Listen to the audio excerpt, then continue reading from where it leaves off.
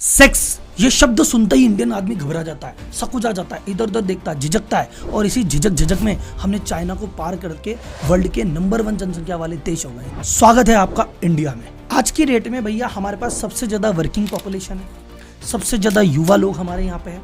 पूरे वर्ल्ड का एक बड़ी से बड़ी एजेंसी का मानना है कि आने वाले 25-50 साल भारत के हैं। भारत बहुत आगे बढ़ेगा, इकोनॉमी में 3rd नंबर पे आएगा, हो सकता है दूसरे पे आ जाए, क्या पता पहला भी टच कर जाए।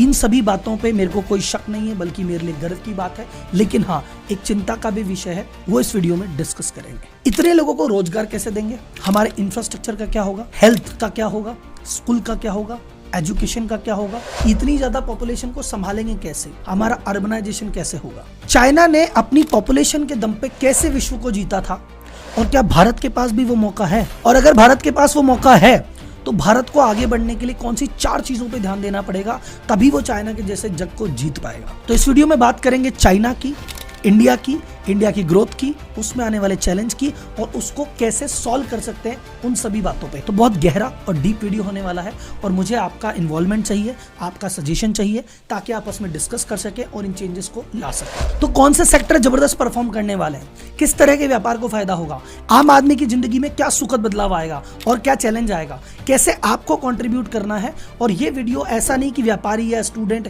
के लिए, हर एक भारतीय के लिए। तो जनता जनार्दन की जय बोल के करते हैं भारत के नंबर 1 पॉपुलेशन वाली कंट्री होने के इस फैक्ट का एनालिसिस।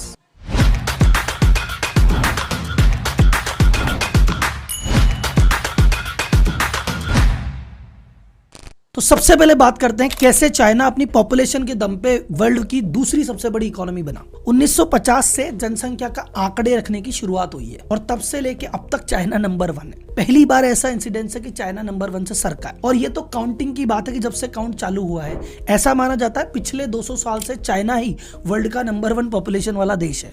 ज्यादा लोग होंगे तो ज्यादा वर्कफोर्स होगी, तो ज्यादा कंजम्पशन होगा, तो ज्यादा ग्रोथ होगी, ऐसा सब मानते हैं। लेकिन ग्रोथ नंबर से नहीं आती, क्वांटिटी से नहीं आती, क्वालिटी से आती है। ज्यादा लोग होने से कुछ नहीं होता, ज्यादा लोगों के काम करने से होता है। इससे फर्क पड़ता है कि आपके पास युवा कितने हैं, आपके पास काम करने वाले लोग कितने हैं, और सबसे इंपॉर्टेंट, इनमें से कितने लोग काम कर रहे हैं। चाइना की ग्रोथ की शुरुआत हुई 1976 में, जब चाइना में लिबरलाइजेशन हुआ।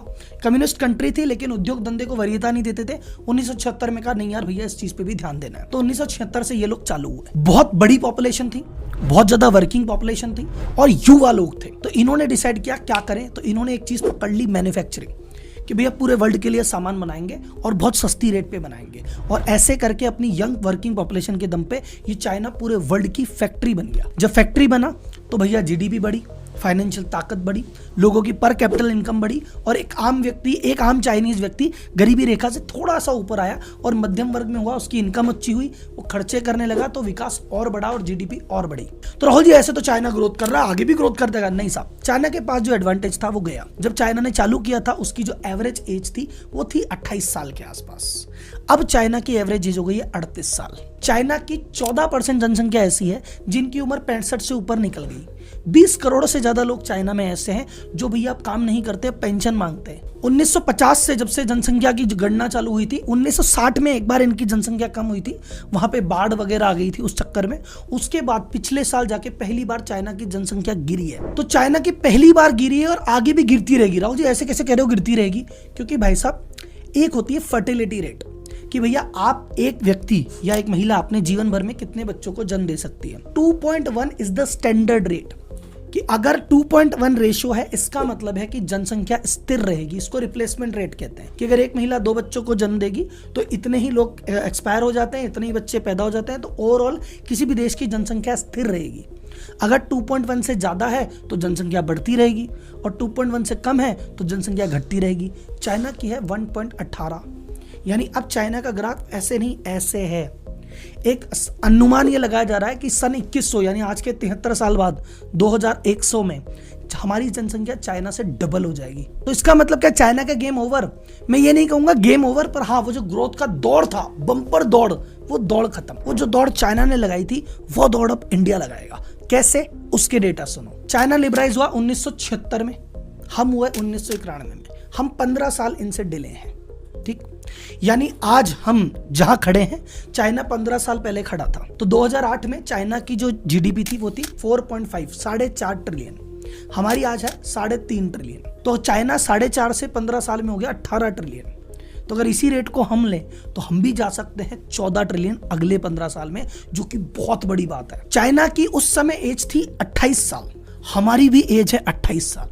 चाइना के पास थी वर्किंग पॉपुलेशन मैक्सिमम, हमारे पास भी है वर्किंग पॉपुलेशन मैक्सिमम। तो जो चाइना के सारे प्लस थे वो सारे प्लस हमारे पास भी खड़े हैं। तो जैसे चाइना ग्रोथ किया वैसे ग्रोथ हम भी कर सकते हैं। वीडियो में आगे बढ़ने से पहले बात करते हैं एक जबरदस्त ऐप की जो फ्री भी है, फन भी है और फैंटास्टिक भी है।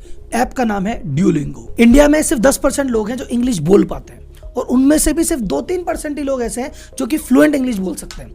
हो सकता है ड्यूलिंगो जो कि फ्री भी है और लैंग्वेज लर्निंग ऐप है इस परसेंटेज को बढ़ाने में मदद कर दे। ड्यूलिंगो एक ऐसा ऐप है जो आपको भाषा सीखने में मदद करता है और ये इस मामले में वर्ल्ड में सबसे ज्यादा पॉपुलर है।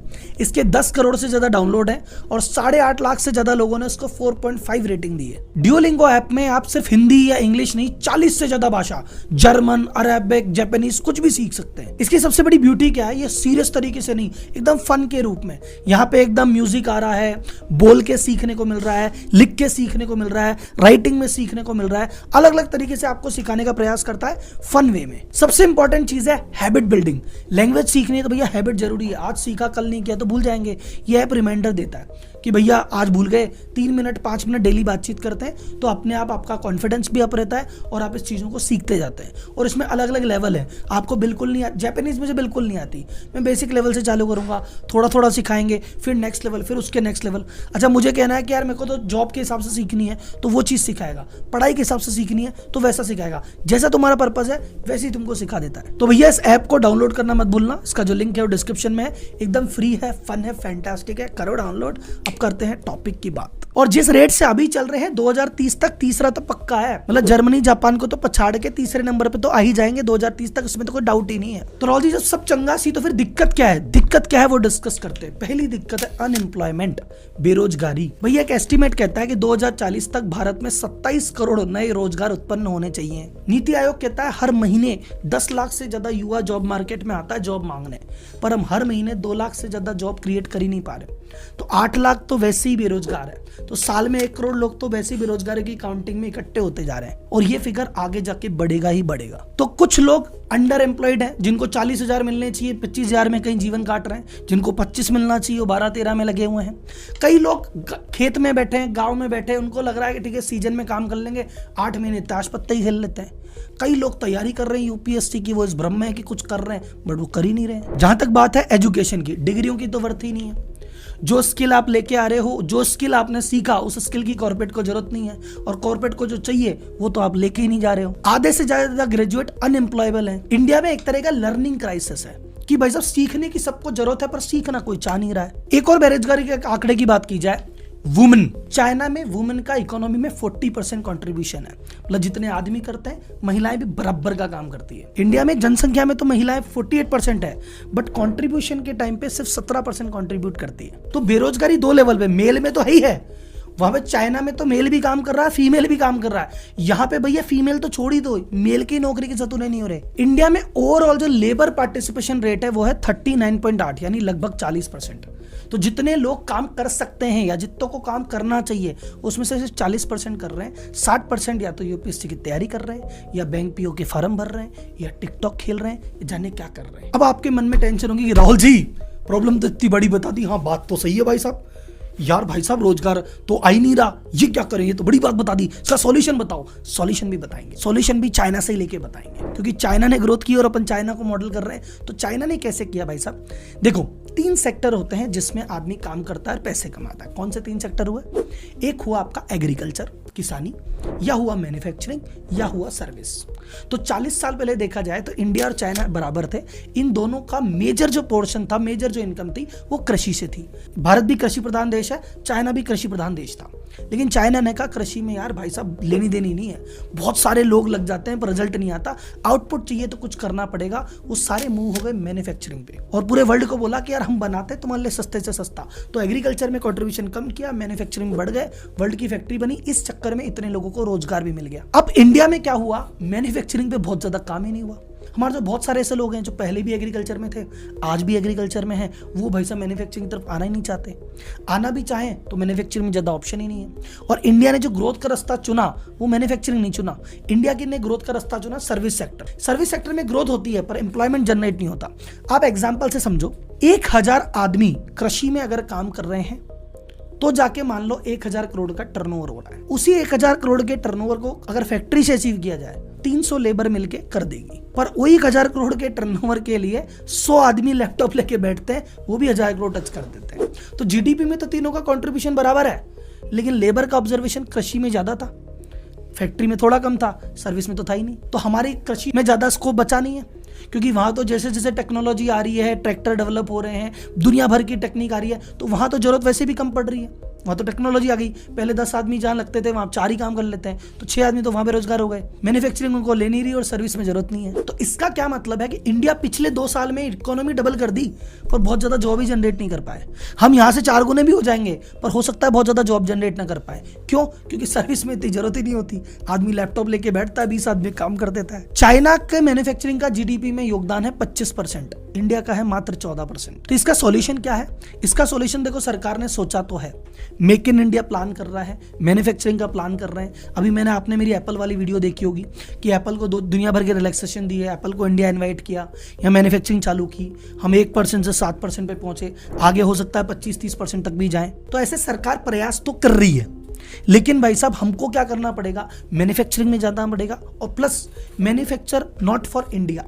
आप सोचो मैंने इंडिया की मैं एक फैक्ट्री डाल दी और इंडिया वालों का भला कर दिया, नहीं भाई साहब, you have to manufacture for the world. China की कितनी ही बड़ी पॉपुलेशन हो, अगर वो खुद बनाएंगे तो ऐसा मान लो 1 करोड़ फैक्ट्री या 50 लाख फैक्ट्री बनाई, पूरे चाइना का तो काम निकल जाएगा। पर 5 करोड़ फैक्ट्री हुई तब जाके पूरे वर्ल्ड की सप्लाई हुई।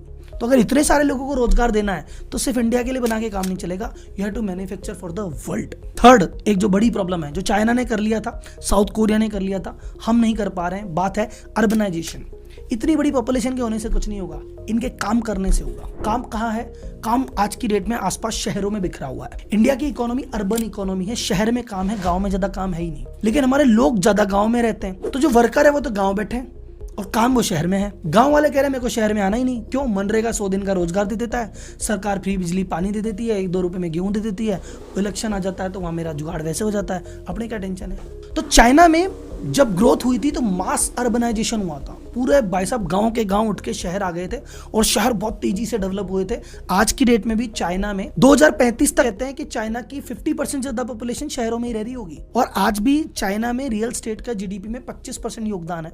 और अब आसपास देखोगे पिछले 10 साल में जैसे जैसे इंडिया बढ़ा है, बड़े शहरों का रियल स्टेट मार्केट कितनी तेजी से बढ़ा है। पर इंडिया में सिर्फ बड़े शहरों में हो रहा है, ये चीजें बन रही है पर गांव के लोग आ ही नहीं रहे। तो या तो भाई साहब गांव में एक वाइब्रेंट एनवायरनमेंट करना पड़ेगा, गांव में फैक्ट्रियां लगाओ, गांव में स्टार्टअप करो, गांव में एसएमई लगाओ, नहीं तो गांव वालों को भैया यहाँ लेके आओ, नहीं तो पार तो नहीं पड़ेगी। अब हर चीजें एक दूसरे से जुड़ी है। अगर एम्प्लॉयमेंट देना है तो मैन्युफैक्चरिंग करनी पड़ेगी, मैन्युफैक्चरिंग करनी है तो भाई साहब उनको अर्बनाइजेशन करना पड़ेगा, और अर्बनाइजेशन होगा तो आपको इंफ्रास्ट्रक्चर पे काम करना पड़ेगा। साउथ कोरिया और चाइना ने पिछले 4 साल में खुद के अर्बन डेवलपमेंट को 4 गुना कर लिया। तभी जाके जब इतने सारे लोग गांव से शहर आए, उनको सबको एडजस्ट कर लिया, कोई टेंशन ही नहीं आई, ना ट्रैफिक की ना किसी चीज की, सब व्यवस्था थी। इंडिया में ऐसी व्यवस्था नहीं अभी तक। इंडिया में बहुत बड़ी ब्रिलियंट काम हुआ है, उस काम जो हुआ है उसको भी सैल्यूट। हमारा एयर ट्रैफिक बढ़ गया, बहुत बढ़िया। हमारा जो रोड नेटवर्क था वो काफी बढ़ गया, बहुत बढ़िया। हमारे अगर यूपीआई की बात करें तो यूपीआई छा रहा है साहब। हमने आधार बहुत बढ़िया काम किया, हमारा जीएसटी वाला काम बहुत बढ़िया है, लॉजिस्टिक पे बढ़िया, हम हर काम अच्छा कर रहे हैं। लेकिन अभी इनफ नहीं है।